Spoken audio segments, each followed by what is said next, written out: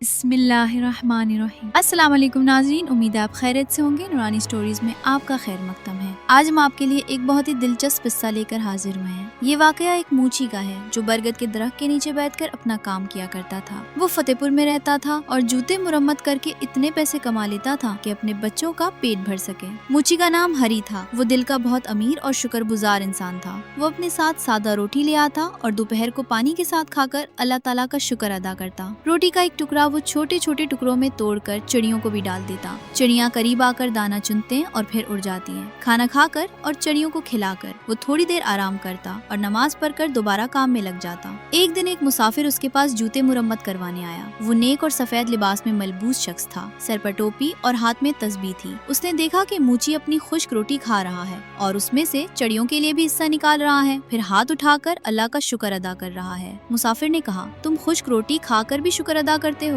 जबकि दुनिया में ऐसे लोग हैं जो बेहतरीन खाने खाकर भी शुक्र नहीं करते। आखिर बात क्या है? मूची ने जवाब दिया, मैं किसी से कम नहीं हूँ। अल्लाह ने मुझे सबसे बड़ी दौलत सेहत अता की है। अगर सेहत ना हो तो इंसान कुछ भी नहीं कर सकता। मेरे हाथ पाँव सलामत हैं, काम कर सकता हूँ, सब्र की दौलत भी मेरे पास है, तो फिर मैं अल्लाह का शुक्र क्यों ना अदा करूँ? ये चिड़िया मेरी पड़ोसन है। मैं पड़ोसी का हक एक नवाले से अदा करता हूँ। इससे मेरा कुछ नहीं बिगड़ता, बल्कि उनकी चहचहाहट से मेरा हौसला और बढ़ जाता है। ये सुनकर मुसाफिर बहुत खुश हुआ। उसने कुरान पाक की एक आयत तिलावत की। मूची ने अदब से सुनी और कहा, इसका मतलब भी मुझे समझा दीजिए। मुसाफिर ने बताया, इस आयत का मतलब है कि बादशाही सिर्फ अल्लाह के हाथ में है। जिसे चाहे इज्जत दे, जिसे चाहे जिल्लत दे, भलाई उसी के कब्जे में है और वो हर चीज पर कादिर है। मूची ने कहा, मैं आपसे मजदूरी नहीं लूंगा, बस आप ये आयत मुझे याद करवा दीजिए ताकि मैं ज़बानी पढ़ा करूं। मुसाफिर ने उसे आयत याद कराई और सलाम करके रुखसत हो गया। मूची को वो आयत इतनी प्यारी लगी कि जब भी वक्त मिलता वो उसे पढ़ता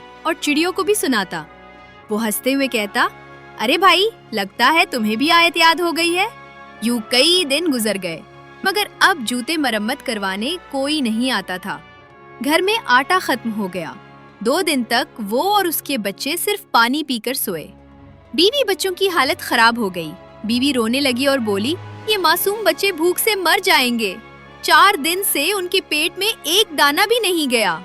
पड़ोसी के घर आज दावत है, वहाँ से कुछ खाना या पैसे मांग लाओ ताकि बच्चों का पेट भर जाए। मूची बहुत परेशान हुआ। उसने कहा, हमारा पड़ोसी बहुत मगरूर और घमंडी है। मैं किसी का एहसान नहीं लेना चाहता, मगर बच्चों की हालत देखकर दिल टूट रहा है। अगर तुम कहती हो तो मैं उसके पास चला जाता हूँ, शायद अल्लाह उसके दिल में रहम डाल दे।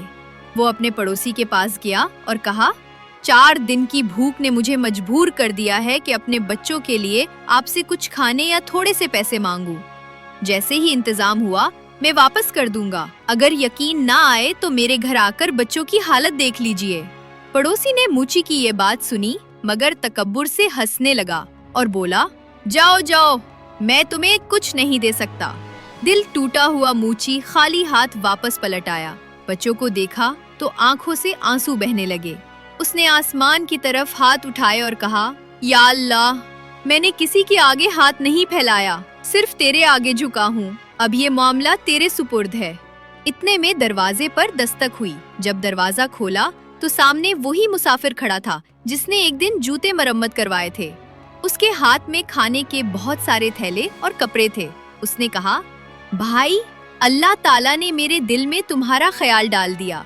ये सब कुछ कबूल करो और बच्चों को खिलाओ।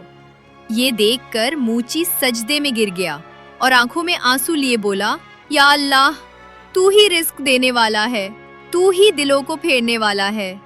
यूं सब्र और शुक्र करने वाले इस मूची को अल्लाह ताला ने इज्जत के साथ रोजी अता फरमाई। नाजरीन, ये कहानी हमें ये सबक देती है कि शुक्र, सब्र और कनात सबसे बड़ी दौलत है। अल्लाह ताला पर भरोसा रखने वाला कभी खाली हाथ नहीं रहता। दोस्तों, अगर आपको ये वीडियो अच्छी लगे तो वीडियो को लाइक और चैनल को सब्सक्राइब करना बिल्कुल ना भूलें। शुक्रिया।